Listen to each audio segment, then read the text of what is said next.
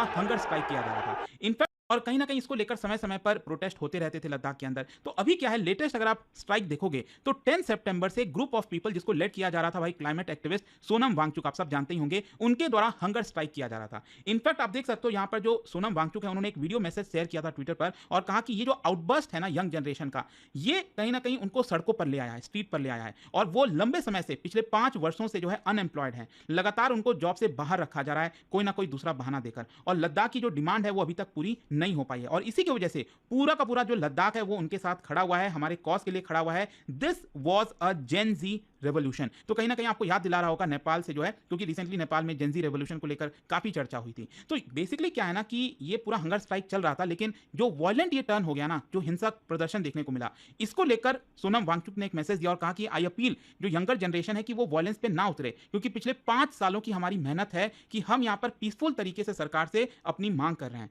तो बेसिकली क्या हुआ कि जैसे ये पूरा वायलेंट हुआ, इसको देखते हुए सोनम वांगचुक ने अपना जो हंगर स्ट्राइक है लगभग पिछले 15 दिनों का, उसको यहाँ पर तोड़ दिया। उन्होंने कहा कि मैं ये वायलेंस को सपोर्ट नहीं करता हूं। वैसे मैं आपको एक चीज बता दूं कि यहां पर लद्दाख के लोग और सेंट्रल गवर्नमेंट के बीच में जो अगला राउंड ऑफ टॉक होना था ना, बातचीत होना था, वो ऑलरेडी स्केड्यूल्ड था 6 अक्टूबर को। और इसमें यहां पर जो मेंबर्स ऑफ ले एपेक्स बॉडी है और जो कारगिल डेमोक्रेटिक अलायंस है वो भी मेंबर्स शामिल होने थे। तो उसके पहले ही आपको पूरा वायलेंस देखने को मिलेगा। लेकिन असली क्वेश्चन अब यहां पर यह है कि लद्दाख की मांगे क्या है। वो 4 मांग क्या है मैं आपको बताता हूं।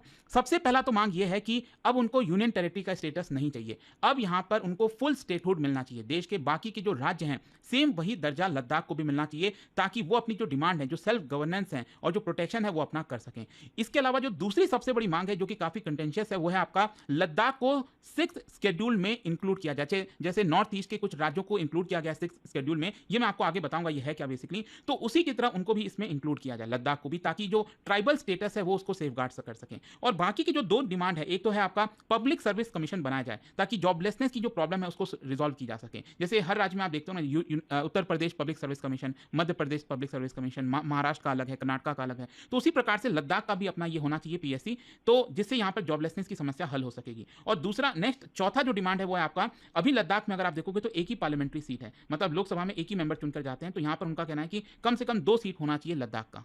अब क्वेश्चन ये है कि सेंट्रल गवर्नमेंट इस चीज को लेकर क्या कह रही है। देखो, ministry of home affairs basically ये कह रही है कि हम ये जो 2 डिमांड है ना आखिरी वाले, कि यहां पर पब्लिक सर्विस कमीशन बनाया जाए और 2 पार्लियामेंट सीट्स चाहिए आपको, तो इस मुद्दे को लेकर हम बातचीत करने के लिए रेडी हैं। लेकिन यहां पर जो पहले वाले 2 मुद्दे हैं ना, जो सबसे इंपॉर्टेंट है लद्दाख के लिए, स्टेटहुड और inclusion of Ladakh under 6 schedule, इसको लेकर सेंट्रल गवर्नमेंट बिल्कुल भी रेडी नहीं हो रही है। उनका कहना है कि देखिए, आपकी जो पहले मांग हुआ करती थी कि हमें यूनियन टेरिटरी का स्टेटस चाहिए, वो तो हमने आपको ऑलरेडी दे दिया है, तो अब वापस से आप क्यों स्टेटहुड की मांग कर रहे हो। दूसरा, यहां पर जहां तक 6 शेड्यूल का सवाल है, मैं आपको बता दूं, अभी देश के अंदर जो नॉर्थ ईस्ट के कुछ राज्य हैं, जैसे असम, मेघालय, मिजोरम, त्रिपुरा, उनके कुछ कुछ डिस्ट्रिक्ट आपको 6 शेड्यूल में देखने को मिलेंगे। ऐसा नहीं कि पूरा का पूरा राज्य जो है, लेकिन कुछ कुछ डिस्ट्रिक्ट जो है वो 6 शेड्यूल के अंदर है, जिसमें जो ट्राइबल एरियाज है ना, बेसिकली उनको ऑटोनॉमी दी जाती है। तो उसमें क्या होता है कि जो ऑटोनॉमस डिस्ट्रिक्ट काउंसिल है वो लैंड यूज को मैनेज करती है, इनहेरिटेंस लॉज हो गया, सोशल कस्टम हो गया। बेसिकली अगर मैं आपको बताऊं तो जो ऑटोनॉमस डिस्ट्रिक्ट काउंसिल है वो अपने खुद के लॉज बना सकती है, जो कि स्टेट के लॉज को भी सुपरसीड कर देगा। अगर मान लो राज्य सरकार कोई लॉ बना रही है, लेकिन ऑटोनॉमस डिस्ट्रिक्ट काउंसिल ने कोई लॉ बनाया है, तो उनके एरिया में वो ज्यादा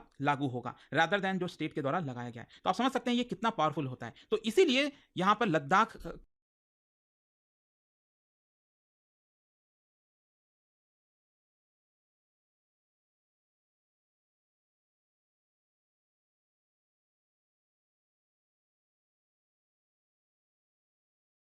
का मांग ये आ रहा है कि हमें हमें भी 6 शेड्यूल में इंक्लूड करना चाहिए, क्योंकि लद्दाख में अगर आप ट्राइबल पॉपुलेशन देखोगे तो ये लगभग आपको 97% के आसपास देखने को मिलेगी। और अभी प्रेजेंट में क्या है लद्दाख के पास, अभी प्रेजेंट में आप देखिए तो लद्दाख ऑटोनॉमस हिल डेवलपमेंट काउंसिल देखने को मिलेगा, जिसके पास एग्जीक्यूटिव पावर है डिस्ट्रिक्ट लेवल प्लानिंग और डेवलपमेंट के लिए। लेकिन यहां पर लद्दाख का मांग है कि हमें 6 शेड्यूल मिलना चाहिए। तो बेसिकली आई होप आप समझ पा रहे होगे कि सेंट्रल गवर्नमेंट ये दो नीचे की जो 2 डिमांड है ना वो डिस्कस करने के लिए रेडी है, लेकिन जो ऊपर वाली 2 डिमांड है उसको सेंट्रल गवर्नमेंट ने क्लियर रिजेक्ट कर दिया है। तो यहां पर इसी की वजह से पिछले 6 वर्षों से जो है लगातार फ्रस्ट्रेशन हो रहा था। इनफैक्ट मैं सोनम वांगचुक को भी सुन रहा था, उनका कहना था कि खुद जो बीजेपी है लद्दाख में वो यहां पर प्रॉमिस कर रही थी, मैनिफेस्टो में लिख रही थी कि हम आपकी जो डिमांड है उसको फुलफिल करेंगे, स्टेटहुड हो गया। तो ये सारी चीजें जब खुद वो कह रहे थे, लेकिन अब वो बैक ट्रैक कर रहे हैं। तो अब क्वेश्चन ये है कि अब मान लो पिछले 15 दिन से ये पूरा हंगर स्ट्राइक चल रहा था, ऐसा क्या हो गया अचानक से कि यहां पर ये पूरा वॉलेंट हो गया। कुछ तो हुआ। बेसिकली क्या है ना कि जो 2 एल्डरली हंगर स्ट्राइकर्स थे, मतलब जो वृद्ध पीपल थे, लोग थे 2 ऐसे, वो बेसिकली बेहोश हो जाते हैं स्ट्राइक के समय, हंगर स्ट्राइक के समय, और उनको एक दिन पहले ही हॉस्पिटलाइज किया गया था, जिसकी वजह से जो पूरा यूथ है उसके अंदर काफी ज्यादा एजिटेशन आपको देखने को मिलेगा, काफी भड़क उठा, गुस्सा आ गया। तो इसी की वजह से कल जो है 24 सितंबर को यहां पर बड़े तरीके से वायलेंस देखने को मिला। मतलब थाउजेंड्स ऑफ पीपल जो हंगर स्ट्राइकर्स थे उनके सपोर्ट में खड़े हो गए।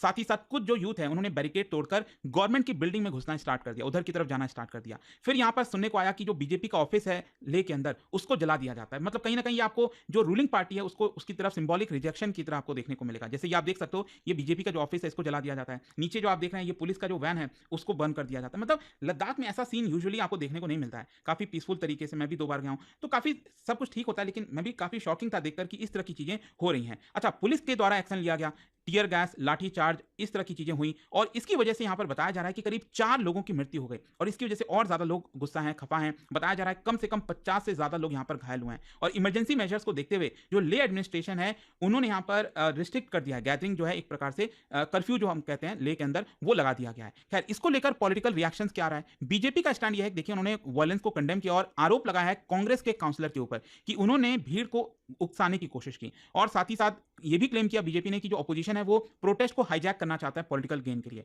जहां तक प्रोटेस्ट लीडर्स का सवाल है, उन्होंने कहा कि देखिए इसमें कांग्रेस का कोई इन्वॉल्वमेंट नहीं है और ये बेसिकली स्पॉन्टेनियस यूथ आउटबर्स्ट था जिसको आपने इतने सालों से निग्लेक्ट किया है और एक प्रकार से यहां पर जिन लोगों की जाने गई हैं they have sacrificed for the Ladakh right. तो सेंट्रल गवर्नमेंट अपनी तरफ से ये कह रही है कि हम चाहते हैं कि शांति बनाए रखी जाए और उनको ये भी याद दिलाया गया प्रोटेस्टर्स को, देखिए हमने ऑलरेडी 6 अक्टूबर को जो बातचीत है उसको शेड्यूल कर रखा है लद्दाख लीडर्स और यूनियन ऑफिशियल्स के बीच में, तो आप उसके पहले ये क्यों इतना ज्यादा वायलेंस कर रहे हैं? लेकिन आपको इसको एक लार्जर कॉन्टेक्स्ट में देखना होगा। बेसिकली अगर हम बात करें जो लद्दाख की स्ट्रैटेजिक इंपॉर्टेंस है, आप सब जानते हैं कि एक सेंसिटिव जो बॉर्डर एरिया आपको देखने को मिलता है, एक तरफ चाइना है, लाइन ऑफ एक्चुअल कंट्रोल, दूसरी तरफ पाकिस्तान है, सियाचिन और कारगिल के साथ जो बॉर्डर सटता है, तो ये सेंसिटिव हो जाता है। जो इंडियन आर्मी का डिप्लॉयमेंट है वो बहुत इंपॉर्टेंट है नेशनल सिक्योरिटी के पर्सपेक्टिव से। यहां पर किसी भी प्रकार का अगर प्रदर्शन अनरेस्ट होता है तो ये हमारे सिक्योरिटी के लिए खतरा हो सकता है। फिर डेमोग्राफिक सेंसिटिविटी भी है, क्या है कि लद्दाख में छोटी पॉपुलेशन है, अराउंड 3 लाख के आसपास ही आपको देखने को मिलेंगे और मेजॉरिटी आपको ट्राइबल देखने को मिलते हैं, बुद्धिस्ट, शिया मुस्लिम बेसिकली जो कारगिल वाला एरिया वहां पर देखने को मिलते हैं। और जो 6 शेड्यूल का प्रोटेक्शन है वो इसी की वजह से यहां पर मांगा जा रहा है ताकि डेमोग्राफिक डाइल्यूशन ना हो।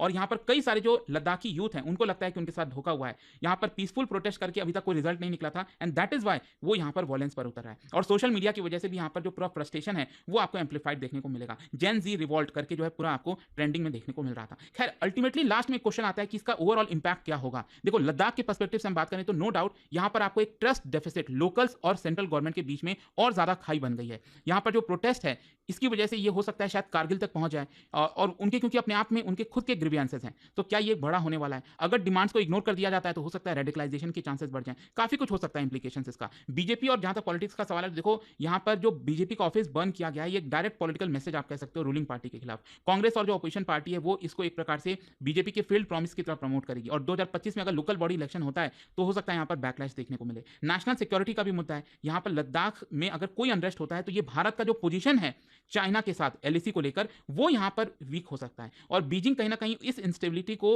एक्सप्लॉइट भी कर सकता है बॉर्डर क्लेम को लेकर बहुत ज्यादा एग्रेसिव तरीके से। तो ये भी आपको समझने की जरूरत है। तो देखना होगा कि अब जो 6 अक्टूबर को बातचीत होनी है उसमें क्या होता है एग्जैक्टली और क्या यहां पर जो पूरा अभी वॉयलेंस हुआ इसको शांत किया जाता है, वो सब कुछ देखने वाली बात होगी। वीडियो के थ्रू आपको डिटेल में